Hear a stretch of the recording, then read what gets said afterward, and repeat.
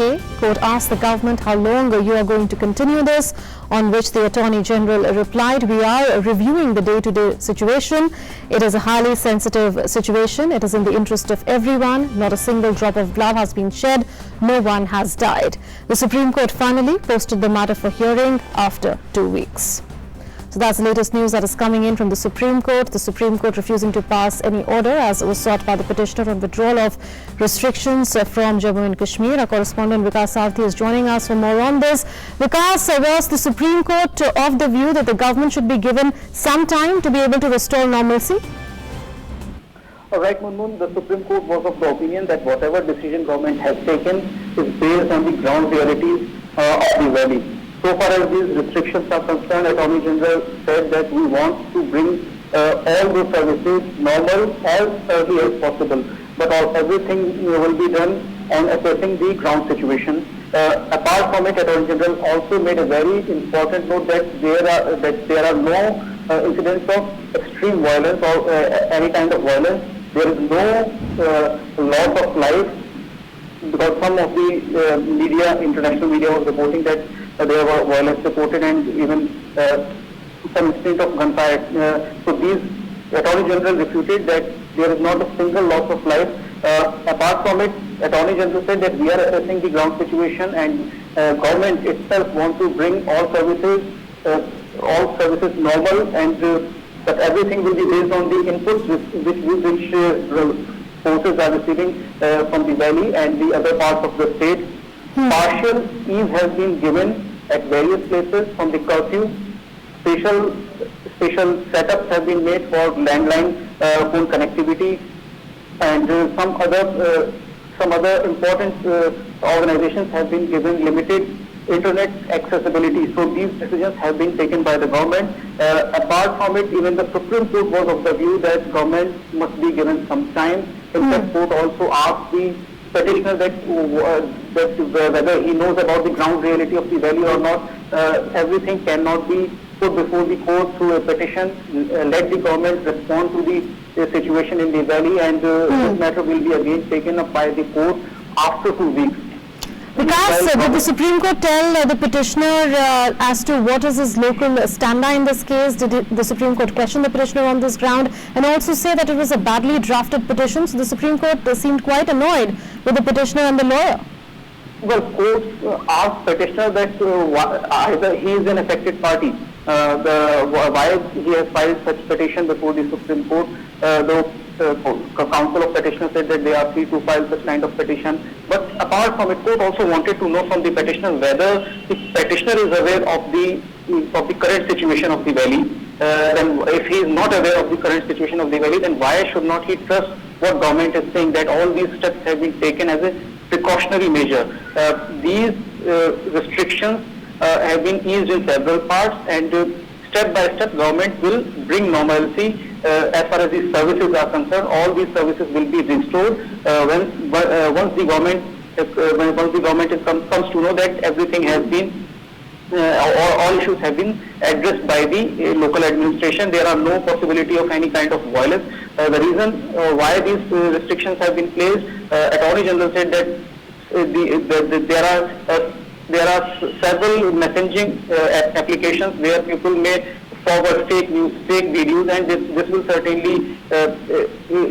certainly result in some violence. So any kind of possibility of violence because of fake videos, fake news, fake information, because of that, these restrictions have been placed on internet-based services. Apart from that, government has been providing partial relief in curfew, where situation is completely under control. Now the Supreme Court will assess the situation after 2 weeks. Meanwhile, court refused to pass any order, any direction to the center or the state administration. Vikas, did the Supreme Court, when it was hearing the case, did the Attorney General tell the Apex Court about the situation in the valley after Burhan Wani's death, saying that there were around 40 odd people that had died in the protests in the aftermath of Burhan Wani's execution or killing really in an encounter with security forces? Did the government try to make the court understand the need for these precautionary measures, citing instances of the past and also saying that there are certain elements that are waiting for an opportunity to strike, and thus precautions at this point in time become extremely important. Exactly, Munmun. The reason Attorney General gave to the court that there have been incidents, because of that, both law officers, Attorney General and Solicitor General, pointed out that these are precautionary measures. We don't want any kind of disruption, we don't want any kind of violence in the valley, and because of that, these restrictions have been imposed. Once the government feels that everything is under control, there are no possibility of any kind of violence because of some unscrupulous elements or some vested interests, then all these restrictions will be lifted. But the government didn't give any specific timeline. Government says that we ourselves want to bring all those services to bring normalcy at the earliest. But everything will depend on the assessment made by the security forces and local administrations on the ground. What happens to other petitions on this matter? Well, Mohammed, there are other petitions are also pending where the validity of the President order, the constitutional validity of that President order has been challenged, which abrogated the 370 article, but these petitions have not been heard yet. Today the issue was very limited. The issue was limited to the clampdown. What the petitioners were saying, that there is a complete clampdown and the services are not normal. There have been some restrictions. So this petition was only limited to those aspects only that government should take steps to bring normalcy as early as possible, and there should be a judicial commission to assess the situation in the valley. These were the grounds.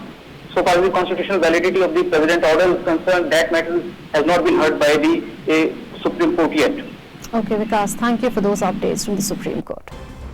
Meanwhile, the Jammu and Kashmir government has strongly refuted some reports in the media about firing by security forces and deaths or injuries, and has categorically denied that any firing incident took place in the state. The government in a press release has also reiterated that not a single bullet has been fired by security forces, nor has there been any casualty. It further said that the government is committed to maintaining peace and public order, and people have been most cooperative.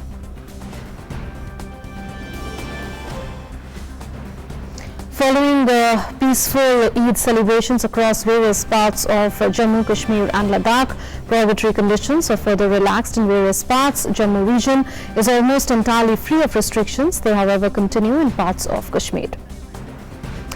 Jammu and Kashmir's Principal Secretary Planning and Development Rohit Kansal has briefed the media on the entire situation. Let's listen in. The Jammu region is almost entirely free of restrictions. Restrictions, however, do continue in parts of Kashmir based on local assessment. As I mentioned, the overall policy continues to be relaxations and easing out, and we are further hopeful that once the full dress rehearsal for Independence Day being carried out in various districts of Jammu, Kashmir and Ladakh concludes, there will be further relaxations. There have been concerns in some quarters about the functioning of medical services. I would like to emphasize that the functioning of all kinds of medical services, normal as well as emergency, in all parts of the Kashmir Valley continues to be normal and unhindered, both in Srinagar district and in all other districts of the valley. Routine OPDs, admissions and surgical procedures continue to be carried out. Medicines, both normal and emergency and life-saving drugs, are available in adequate supply. To just give you an example, figures for the last week from Srinagar district indicate that there have been nearly 13,500 OPDs, 1,400 admissions, 600 procedures of all kinds, and adequate availability of all drugs and medicines, including life-saving drugs. Health officials as well as district administration is continuously watching the situation. The national highway continues to function normally. On the main national highway, in the past 24 hours alone, we have had movement of 100 heavy vehicles, including trucks with supplies, oil tankers, gas tankers, LPG trucks. Similarly, we have had movement of 14 to 1500 LMVs as well as buses. Flight operations continue to be normal.